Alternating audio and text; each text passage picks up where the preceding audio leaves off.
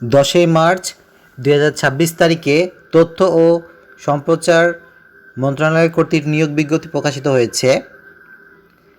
Information assistant পদে 14টি আসন রয়েছে এবং শিক্ষাগত যোগ্যতা দেওয়া আছে কোনো স্বীকৃত বিশ্ববিদ্যালয় হইতে দ্বিতীয় শ্রেণী বা সমমানের জিপিএ সহ স্নাতক বা সমমানের ডিগ্রি অথবা 4 বছর মেয়াদি অনন্য দ্বিতীয় শ্রেণী বা সমমানের জিপিএ সহ স্নাতক সম্মান ডিগ্রি থাকতে হবে। কম্পিউটার এমএস ওয়ার্ড এবং পাওয়ার পয়েন্ট সম্পর্কে অভিজ্ঞতা থাকতে হবে। পত্রপত্রিকায় নিয়মিত ফিচার বা নিবদ্ধ লেখার অভিজ্ঞতা থাকতে হবে। ইংরেজি থেকে বাংলায় এবং বাংলা থেকে ইংরেজিতে অনুবাদ করার অভিজ্ঞতা থাকতে হবে। ফটোগ্রাফার পদে 7টি আসন রয়েছে এবং শিক্ষাগত যোগ্যতা দেওয়া আছে কোনো স্বীকৃত বিশ্ববিদ্যালয় হইতে দ্বিতীয় শ্রেণী বা সমমানের জিপিএ সহ স্নাতক বা সমমানের ডিগ্রি থাকতে হবে। ডিজিটাল ক্যামেরা পরিচালনা ও কম্পিউটার সম্পর্কে বাস্তব অভিজ্ঞতা থাকতে হবে। কোনো স্বীকৃত প্রতিষ্ঠান হতে ডিজিটাল ফটোগ্রাফিতে অনন্য 6 মাসের কোর্সের সনদ থাকতে হবে। বাংলা এবং ইংরেজিতে ছবির ক্যাপশন লেখার দক্ষতা থাকতে হবে। ফ্রিল্যান্স ফটো সাংবাদিকতা যোগ্যতা থাকতে হবে।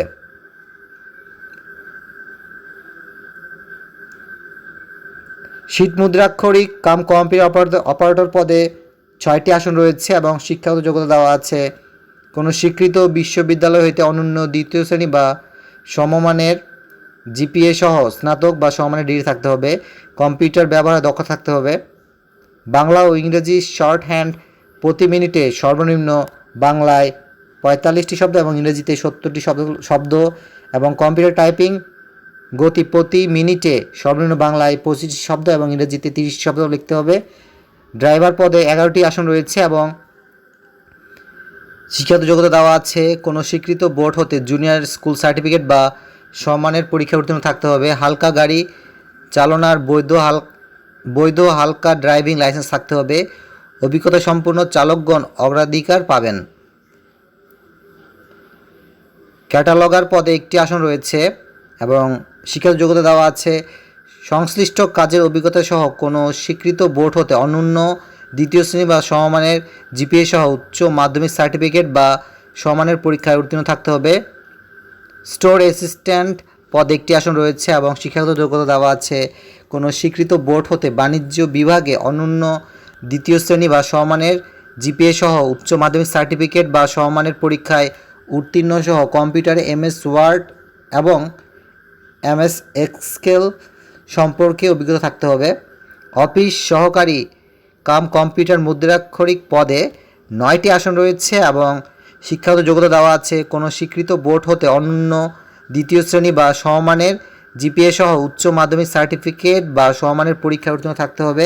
কম্পিউটারের ব্যবহারের দক্ষ থাকতে হবে। কম্পিউটার টাইপিংয়ের গতি প্রতি মিনিটে সর্বনিম্ন বাংলায় 20টি শব্দ এবং ইংরেজিতেও 20টি শব্দ থাকতে হবে। অফিস সহায়ক পদে 19টি আসন রয়েছে এবং শিক্ষাগত যোগ্যতা দেওয়া আছে কোনো স্বীকৃত বোর্ড হতে মাধ্যমিক স্কুল সার্টিফিকেট বা সমমানের পরীক্ষায় উত্তীর্ণ থাকতে হবে। আগ্রহী প্রার্থীগণকে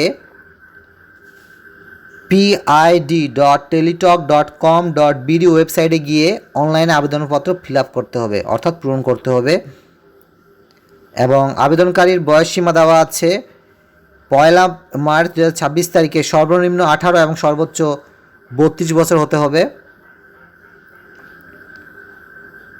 অনলাইনে আবেদনপত্র পূরণ এবং পরীক্ষার ফি জমাদানের শুরুর তারিখ ও সময় হচ্ছে 1 এপ্রিল 2026 সকাল 10টা হতে এবং অনলাইন আবেদনপত্র জমাদানের শেষ তারিখ হচ্ছে 21 এপ্রিল 2026 বিকেল 5টা পর্যন্ত এবং অনলাইনে আবেদনপত্র ফিল আপ করার পর 72 ঘন্টার মধ্যে টেলিটক প্রিপেড সিমের মাধ্যমে পরীক্ষার ফি জমা দিতে হবে এবং এখানে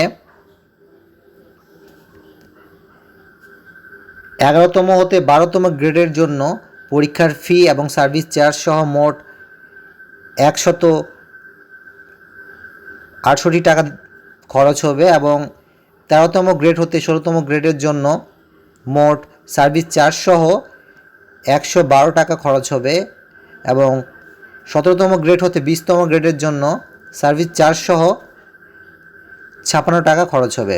সুতরাং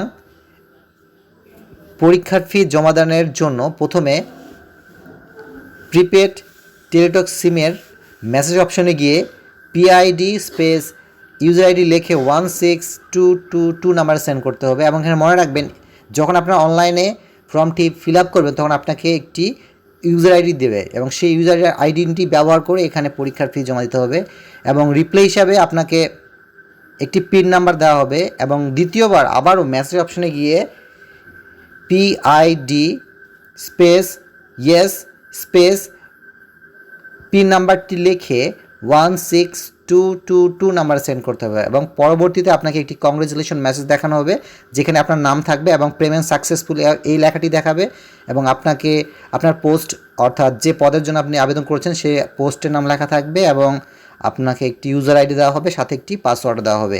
এই ইউজার আইডি এবং পাসওয়ার্ড ব্যবহার করে পরবর্তীতে আপনি আপনার পরীক্ষার প্রবেশপত্র সংগ্রহ করতে পারবেন। সুতরাং আপনারা যারা ইচ্ছুক, যতজন ইচ্ছুক আপনারা এই আবেদনটি ফিল আপ করতে পারেন। সুতরাং সকলের জন্য শুভকামনা থাকলো। ভালো থাকবেন, সুস্থ থাকবেন।